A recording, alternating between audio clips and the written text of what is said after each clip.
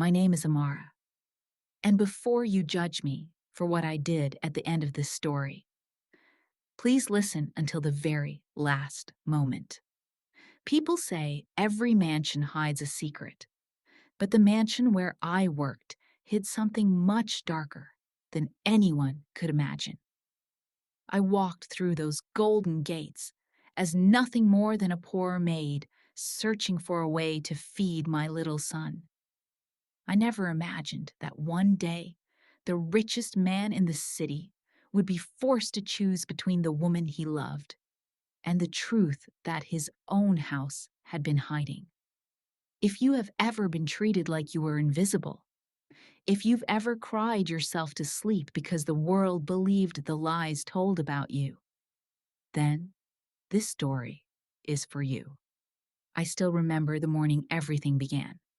The rain had soaked my only dress before I reached the enormous black gates of the Adeyemi mansion. My shoes were torn, my stomach was empty, and my 2-year-old son, Daniel, clung tightly to my shoulder, shivering beneath the old blanket that barely kept him warm. I had only 23 naira left in my pocket. Not enough for food, not enough for rent, not enough to survive another day. For 3 weeks, I had searched for work. Every door had been slammed in my face. You're too weak. You have a child. We don't hire women like you. Those words echoed inside my head until I almost believed them myself. But giving up wasn't an option. Daniel looked up at me with those innocent brown eyes and whispered softly, "Mama, are we going home?" I forced myself to smile even though my heart was breaking. "Yes, sweetheart," I lied, because we no longer had a home. Our landlord had thrown us out 2 nights earlier after I failed to pay the rent. Since then, we had been sleeping inside an abandoned church near the market. Every night, I prayed for a miracle that morning. I thought the Adeyemi mansion might be that miracle. A security guard looked at my worn-out clothes before laughing. "People like you don't belong here." I lowered my eyes. "Please, I heard they need a maid." Before he could answer, a luxury black SUV rolled through the gate. Every guard immediately stood at attention. The vehicle stopped only a few feet away from me. The rear door opened. A tall man stepped out, wearing a perfectly tailored black suit. His face was calm, powerful, cold. Even before anyone spoke, I knew exactly who he was. Ethan Adeyemi, the billionaire whose name was known across the entire country. He looked at me for only a second before turning toward the guard. "What is happening here?"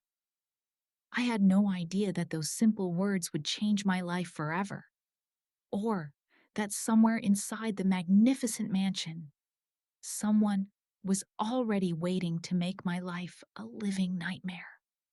I never imagined that a single sentence could change my life. "Let her in." Those were the billionaire's exact words. The security guard looked confused, but he immediately stepped aside. My heart was pounding so hard I could barely breathe. I adjusted Daniel on my shoulder and slowly walked through the enormous gates, afraid that if I moved too quickly, someone would stop me and tell me it had all been a mistake. Everything inside the mansion looked like another world. The gardens were perfectly trimmed. A marble fountain sparkled in the morning light, and luxury cars worth more money than I could ever dream of lined the driveway. I had never seen so much beauty in one place, yet all I could think about was whether my son would finally eat a full meal that day. Mr. Ethan Adeyemi stopped near the front steps without looking back. "Who are you?" he asked. My name is Amara, sir." "And the child?" "My son." He remained silent for a few seconds before asking another question. "Can you work hard?" "I can work day and night if I have to." He finally turned toward me. There was something unusual about his eyes. They looked cold. But behind that coldness was a sadness that I couldn't understand. Our head housekeeper will decide if you're suitable. Without another word, he walked into the mansion. I thought that was the end of our conversation. I had no idea it was only the beginning. An older woman named Mrs. Grace welcomed me with a gentle smile. "When was the last time you ate?" she asked. I hesitated. "Yesterday morning."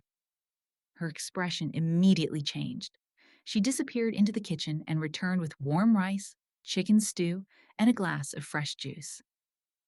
"Sit down." I can't pay." She smiled. "I didn't ask for money." As Daniel took his first bite, his tiny face lit up with happiness. "Mama, it's so good." I couldn't stop the tears from falling. Watching my little boy eat after days of hunger was worth more than every treasure inside that mansion. Mrs. Grace quietly placed a hand on my shoulder. "You're safe here." For the first time in weeks, I believed someone. After I finished eating, she showed me to the servants' quarter. "They're small," she said apologetically. To me, it looked like a palace, a clean bed, a warm blanket, running water, a place where Daniel could finally sleep without fear. That night, I thanked God over and over again. I truly believed our suffering was finally over. But while I was putting Daniel to bed, I heard expensive high heels clicking down the hallway. The servants instantly lowered their heads. The smiles disappeared. Even Mrs. Grace looked nervous. A beautiful woman stepped into the room wearing an elegant white designer dress covered with diamonds. She looked at me as though I were something filthy on the bottom of her shoe. Then she asked one simple question. "Who allowed her into my house?" The room fell completely silent, and in that moment, I realized the real nightmare had only just begun. The room was so quiet that I could hear my own heartbeat. Mrs. Grace quickly lowered her head. "Miss Vanessa, Mr. Ethan hired her this morning." The woman's sharp eyes slowly moved from my face to Daniel, then back to me. "So, this is the woman Ethan felt sorry for?" I immediately shook my head. "I'm only here to work, ma'am." She walked closer until she was standing right in front of me. "You need to understand something, Amara." Her voice was soft. Too soft. "This mansion has rules." I nodded. "Yes, ma'am." "You will wake up before everyone else. You will clean every room, polish every floor, wash every dish, and you will never speak unless someone speaks to you first." "I understand." "And your child?" She looked at Daniel with a smile that somehow felt colder than anger. "He is not allowed to wander around my house." I gently held Daniel's little hand. "He won't cause any trouble." She leaned closer. "I hope not." Without another word, she turned and walked away. Only after the sound of her heels disappeared did I realize I had been holding my breath. Mrs. Grace sighed. "You must be careful." "Is she always like that?" Mrs. Grace hesitated before answering. "She wasn't until she became engaged to Mr. Ethan." The next morning, I woke up before sunrise. I cleaned the grand staircase, dusted the crystal chandeliers, scrubbed marble floors, and prepared the breakfast table exactly as Mrs. Grace instructed. By noon, my hands were covered with tiny cuts. My back burned with pain. But every time I looked at Daniel quietly coloring with old pencils Mrs. Grace had given him, I reminded myself why I had to endure everything. Then disaster struck. As I carried a tray of expensive porcelain teacups into the living room, Vanessa deliberately stepped in front of me. I lost my balance. one cup slipped from the tray and shattered across the marble floor. The sound echoed through the mansion. Vanessa gasped dramatically. My grandmother's antique teacup! Before I could explain, she slapped me across the face so hard that I fell to my knees. The room went silent. Daniel ran toward me with tears streaming down his face. Mama! He wrapped his tiny arms around me, crying uncontrollably. Vanessa pointed toward the broken pieces. Clean this mess, and if it ever happens again, both of you will be sleeping on the streets. As I held my frightened little boy close, I noticed something strange. Daniel wasn't looking at the broken cup. He was staring at Vanessa's handbag. Then he whispered 4 words that made my blood run cold. Mama, that's Daddy's watch. For a moment, I forgot the sting on my cheek. I looked down at Daniel, confused. What did you say, sweetheart? He pointed at the luxury handbag, hanging from Vanessa's arm. The shiny watch. Daddy's watch. My heart tightened. Daniel's father had died before his 2nd birthday. He barely remembered him. How could he possibly recognize his father's old watch? I gently lowered his tiny hand. It's okay, baby. Vanessa frowned. What is he mumbling about? Nothing, ma'am, I replied quickly. She gave me one last cold stare before walking away. That night, after everyone had gone to bed, Daniel refused to sleep. Mama, he whispered. The lady was hiding something. I smiled weakly. You must have had a dream. No. His little face was serious. She put the shiny watch in the room with the big flowers. I froze. The room with the big flowers. That was Ethan's private study. The next morning, while dusting upstairs, I noticed Vanessa quietly entering Ethan's study. She looked around to make sure no one was watching before slipping inside. A few minutes later, she came out carrying nothing. Her expression was calm. Too calm. Curiosity battled with fear. After she disappeared, I entered the study to continue cleaning. Everything looked normal until I reached the bookshelf. Behind a large flower vase, I noticed a small velvet pouch. My hands trembled as I picked it up. Inside was Ethan's priceless gold watch, the one he had spent the entire week searching for. Everyone in the mansion believed a servant had stolen it. Before I could think, footsteps echoed behind me. What are you doing? I turned around. It was Ethan. His eyes immediately fell on the watch in my hand. For a second, the entire world stopped. Vanessa appeared in the doorway with a satisfied smile. I knew it, she said loudly. I told you the maid was the thief. Every servant gathered outside the study. Mrs. Grace looked horrified. I could barely breathe. No, sir. I just found it. Vanessa crossed her arms. Of course you did. Ethan's face hardened with disappointment. Amara. His voice was calm, but it hurt more than shouting. I trusted you. Tears filled my eyes. I swear on my son's life. I didn't steal it. Just then, Daniel ran into the room. He pointed straight at Vanessa and cried, No, the pretty lady put it there. I saw her. The room fell silent. Vanessa's confident smile disappeared for the very first time. And Ethan slowly turned to look at the woman he was about to marry. No one said a word. The silence inside Ethan's study was heavier than anything I had ever felt.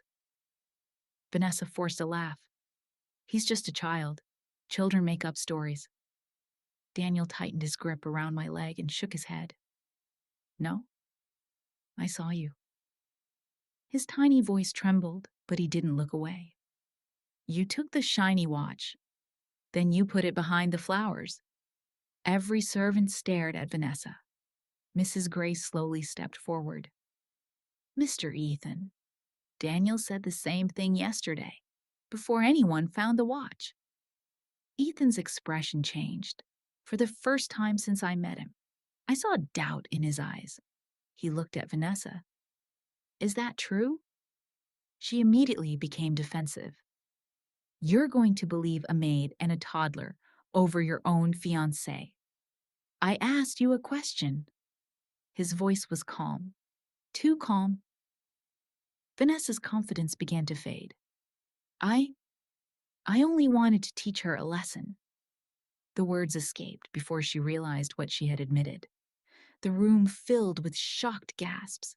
She covered her mouth, but it was too late.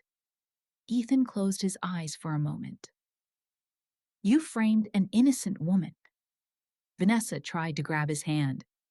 Ethan, please. He stepped back. You humiliated her. She started crying. I love you. No, he replied quietly. You only loved power. Without another word, he removed the engagement ring from her finger. It's over. Security escorted Vanessa out of the mansion while she screamed that everyone would regret it. But no one followed her. The mansion became strangely peaceful. Ethan turned toward me. His eyes were filled with regret. Amara? I'm sorry. I failed to protect someone who trusted me. I smiled through my tears. Sometimes the truth takes time to find its voice. He knelt in front of Daniel. Thank you for telling the truth. Daniel smiled innocently. Mama says good people shouldn't tell lies. Ethan laughed softly, but I could see tears in his eyes. A week later, he called all the staff together. In this house, he announced, respect will never again depend on wealth or status. Then he looked at me. Amara, I want you to become Mrs. Grace's assistant. Your hard work and honesty deserve more than survival. They deserve dignity. I couldn't believe what I was hearing. For the first time in years, I wasn't afraid of tomorrow. Months passed. Daniel started preschool, laughing every morning instead of crying from hunger. Mrs. Grace became like the mother I had lost. And the mansion that once terrified me slowly became a place where hope lived again. Looking back, I realized something important. The richest person in the world isn't the one with the biggest mansion or the most expensive cars. It's the one who has the courage to choose truth over comfort, kindness over pride, and justice over silence. My name is Amara. I came to that mansion as a forgotten maid with nothing but a frightened little boy in my arms. I walked away with something far more valuable than money. I walked away with my dignity, and sometimes that is the greatest fortune of all. Before I say goodbye, I want to thank you from the bottom of my heart for staying with me until the end of my story. If my journey touched your heart, if you believe that kindness should always be stronger than cruelty, and if you believe that the truth always finds its way, then please don't leave without supporting this channel. Your one subscribe means more than you can imagine. It tells us that stories like mine deserve to be heard, and it helps us bring you more emotional journeys filled with hope, courage, and unforgettable endings. So, if this story made you smile, cry, or taught you something valuable, take just 1 second to subscribe, like this video, and share it with someone who needs to hear this message today. I'd love to know your thoughts as well. Tell me in the comments. What would you have done if you were in my place? Until our next story. Take care of yourself, be kind to others, and never stop believing that even after the darkest night, a new morning will always come. Goodbye, and I'll see you in the next story.